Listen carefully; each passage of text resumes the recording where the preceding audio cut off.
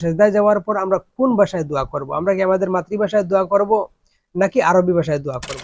আমরা যখন সেজদা করি ওই সেজদা অবস্থায় আমরা আল্লাহর সবচেয়ে নিকটে চলে যাই। রাসূলুল্লাহর হাদিস, রাসূলুল্লাহ বলেছেন যে বান্দা যখন সেজদা করে তখন সে আল্লাহর একদম কাছে চলে যায়। এরপর রাসূলুল্লাহ বলেছেন ফাকসিরুদ দুআ, তখন তোমরা বেশি বেশি করে দোয়া করো।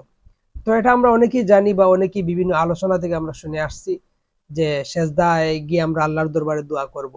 এখানে একটা প্রশ্ন জাগে, অনেকেই জানতে চান বা অনেকের অজানা আছে, সেটা হলো যে আমরা যখন দোয়ায় সেজদায় যাব, সেজদায় যাওয়ার পর আমরা কোন ভাষায় দোয়া করব? আমরা কি আমাদের মাতৃভাষায় দোয়া করব নাকি আরবি ভাষায় দোয়া করব?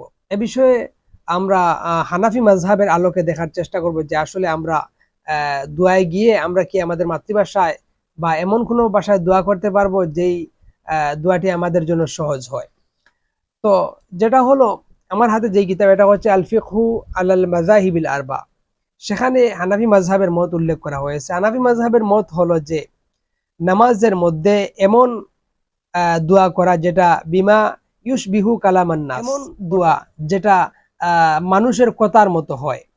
যেই দোয়াটা মানুষের কথার মতো হয়, অথবা আমাদের মাতৃভাষায় হয় বাংলা ভাষায়, আরবি ছাড়া, অথবা যেই দোয়াটি করব সেটা হবে কুরআন এবং হাদিস দ্বারা প্রমাণিত নয়, যেই দোয়াটি কুরআন এবং হাদিসের মধ্যে নাই, এরকম দোয়া যদি আমরা করি তাহলে আমাদের নামাজ বাতিল হয়ে যাবে।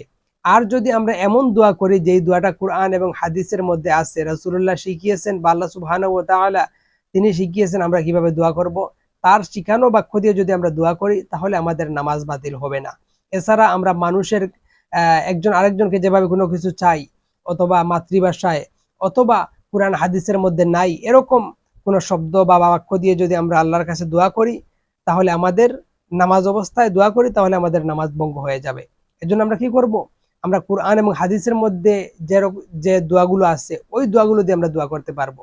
এছাড়া বাহিরে নিজে বানিয়ে অথবা আমাদের মাতৃভাষায় কোনো অবস্থায় আমরা দোয়া করতে পারবো না। এরকম যদি করি তাহলে আমাদের নামাজ বাতিল হয়ে যাবে। এজন্য আমরা সেজদা অবস্থায় যে দোয়া করতে পারবো তার মানে এই নয় যে আমরা বাংলা ভাষায় দোয়া করব অথবা আমাদের মন মতো দোয়া করবো, বরং কোরআন হাদিসের যে সকল দোয়া আছে ওই সকল দোয়া পরে আমরা দোয়া করব। আর বিশেষ করে আমরা সাধারণ মানুষ যারা আছি, আমরা এই রাসূল সাল্লাল্লাহু আলাইহি সাল্লাম যেই দোয়া শিখিয়েছেন আমাদেরকে, আমরা ওই মাসনুন দোয়াটি পড়ার চেষ্টা করব। তার বাহিরে আমরা অন্য কোথাও যাওয়ার চেষ্টা করব না, কারণ গেলে আমাদের সমস্যার মধ্যে পড়ে যাব। আর যদি মনে করেন যে আমার এই কোরআন হাদিসের দোয়াগুলো মুখস্থ আছে, তাহলে আমরা নফল নামাজের মধ্যে আমরা এগুলো করতে পারবো ইনশাআল্লাহ। তো এই ছিল আজকের মূল বিষয়। আল্লাহ সুবহানাহু ওয়া তাআলা তিনি যেন আমাদেরকে বিষয়গুলো বুঝার আমল করার তৌফিক দান করেন, আমিন। আসসালামু আলাইকুম ওয়া রাহমাতুল্লাহি ওয়া বারাকাতুহু।